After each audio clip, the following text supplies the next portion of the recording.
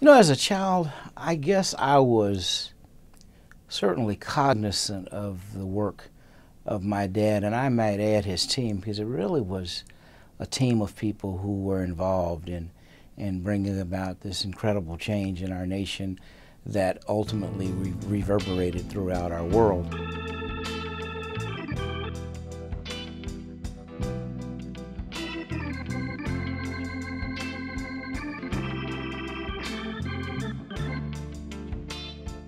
My brother and I had the opportunity to travel with our dad for at least on 10 occasions, and to actually see him involved in the work that he was involved in.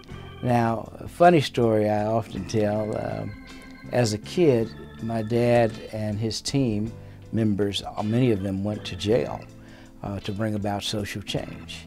Not for things that my dad used to say that unjust laws must be broken, and there were laws that essentially were discriminatory against people of color, and so he and his team would break those laws to ultimately transform our society.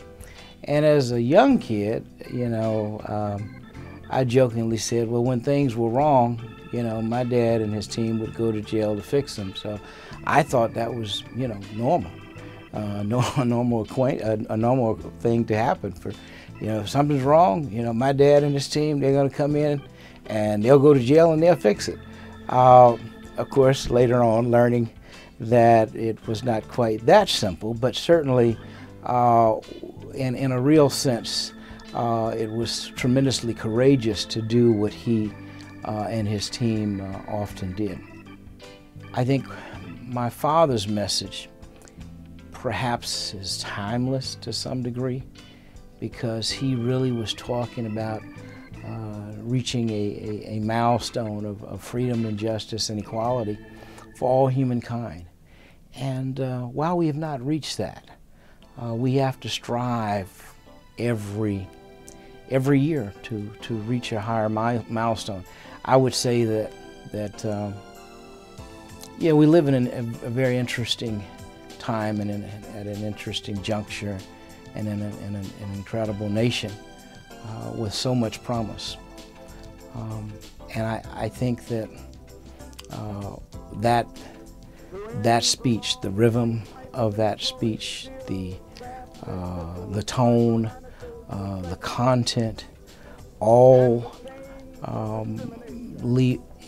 I found that people who ever listened to it from anywhere in the world seem to derive an understanding of inspiration and what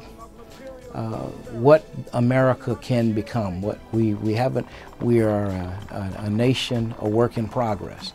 We have not become what we perhaps will become, but we are a nation constantly in progress. And that's one of the reasons why I always say it's wonderful to have a King holiday in January. We observed in this nation. Thus far, we've not achieved the milestone that I talked about earlier, freedom, justice, and equality. But every January, we have the opportunity to start anew. And that's the wonderful thing about having the opportunity to observe the birthday anniversary of Martin Luther King Jr. One day I think we'll live in a nation, a different kind of nation. Some may say I'm more idealistic, but I have to believe that one day the evils that my dad talked about that needed to be eradicated can be eradicated, certainly in this nation. And he said those triple evils were the evils of poverty, racism, and militarism. And if we could find ways to create the climate to abolish those things, the negative things in relationship to them, we could create a better nation. Certainly we've made great strides in race, great strides. We're not there yet, but we've made strides. But in relationship to poverty and militarism, we've made almost no progress. And we've got to do better. We are a better nation than the behavior that we exhibit from time to time.